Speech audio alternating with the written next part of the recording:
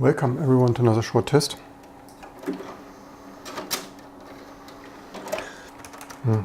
CLS-stop A doesn't work, or otherwise known as L1. Yesterday, even before editing the video, I reported this BTRFS underlined memory access to the BTRFS mailing list. And David Sterber from SUSE here in Europe was so kind to reply with a patch in an hour or two. Pretty amazing. And I quickly wanted to test for him if this patch fixes this unalignment issue that we got some 100,000 warnings about.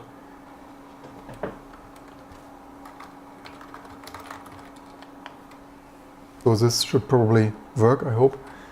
And then I already built the next user image with GCC updated to the very latest version and glibc rebuilt to test if the segmentation fault in the early loading of latest glibc binaries is purely glibc related or also influenced by the compiler. I'm actually also curious if this floppy drive works. Maybe another time. Let's quickly test, reinstall this and see if this BTRFS warning is away.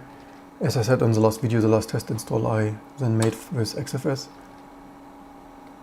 I also need to fix this. BTRFS will not create a file system on there when there's already another file system on there. That is of course not ideal. That's if not to call it a bug.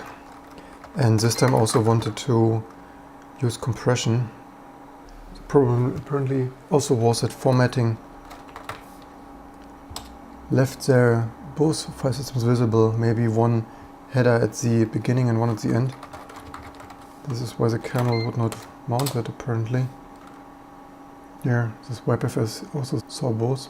Maybe I even changed the installer to run WipeFS before MKFS. That may actually be a modern way to really make sure all those identification superblock areas are 0. Okay, WipeFS-A for all. Now it erased something, so again, make BTRFS. So mount with set standard compression. I also never tested this. Usually I used OZO, but set standard is new for this.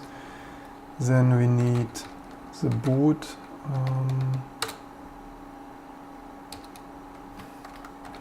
Boot partition. And activate swap.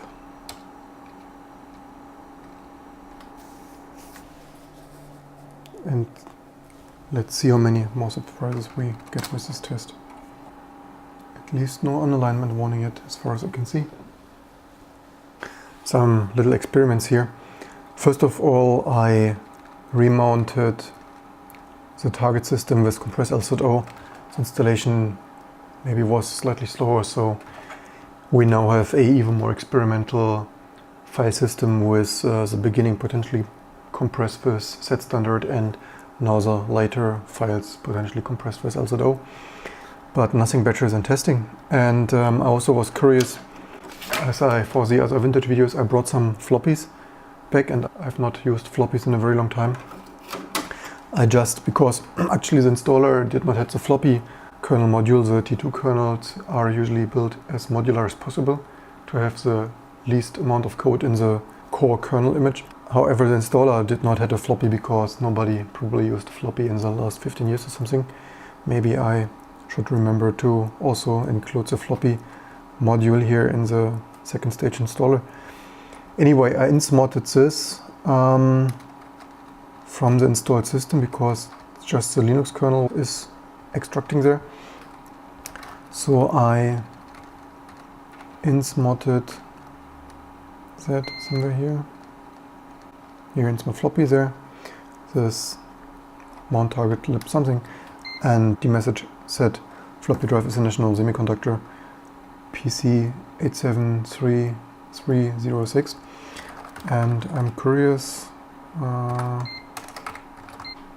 floppy drives over here. Just where can we mount it? Do we have media? We have media. Wait. Okay, that doesn't work on Spark right now. Okay.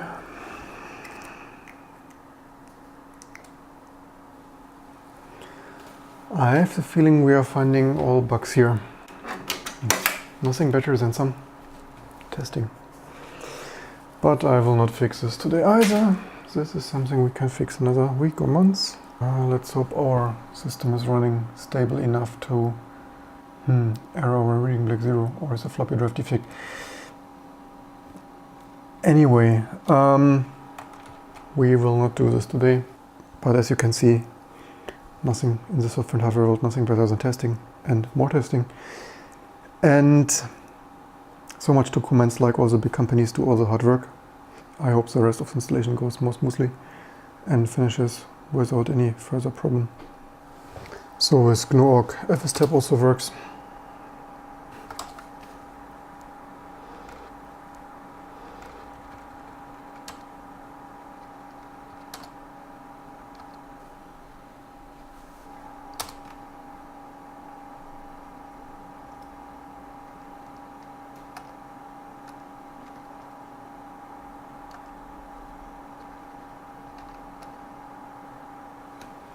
So this time the Zilo configuration worked on the first try, whatever was wrong yesterday on the first try. So it looks like the camera stopped there, sometimes it's doing that, a little bit annoying. So, by the way, something really changed here, this drawing. This drawing was really faster earlier. I thought this is so slow on the Spark Station 2, but it is totally slow now here. This is definitely new, that was never that slow. So something else I have to investigate. So all the BTRFS unalignment warnings are gone. We still have something there. Maybe that's just Spark generic. And yeah, so far that is working here. And we can also make the next test with the latest GCC that I already compiled and we could burn and test.